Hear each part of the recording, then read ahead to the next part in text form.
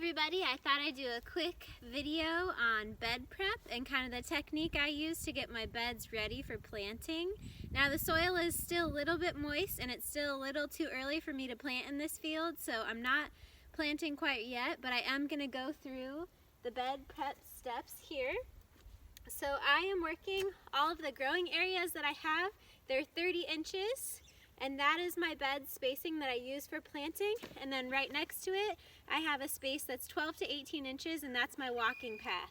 So the first step when I'm preparing my bed is I've pulled off the straw that was mulching this, or sometimes I use a tarp for covering it, but I always want to make sure it's covered in the winter.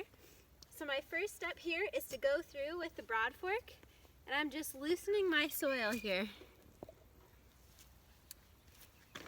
So I'm just loosening my soil with the broad fork here, and it's a little wet right now, so it's usually easier when it's drier. And the other thing is that there were horses here, so it's a little bit compacted. So I'm just going every couple inches with my broad fork. If you don't have a broad fork, that's just fine. You can use a flat pitchfork just like this with your foot, and back and forth nice and easy. We're not inverting or flipping the soil, we're just loosening it. The next step after that is to apply a high quality compost. I'm using worm casting, OMRI approved worm castings, and I'm just going to do a nice top dressing on top of that. If I had a tool called a tilter, I would use that next to really incorporate that organic compost into my soil really nicely. But every time before you're planting, that's when you want to apply compost. You're feeding your soil, and that's the best thing you can do. The last step is to go ahead and rake my growing area or my bed really nice and smooth.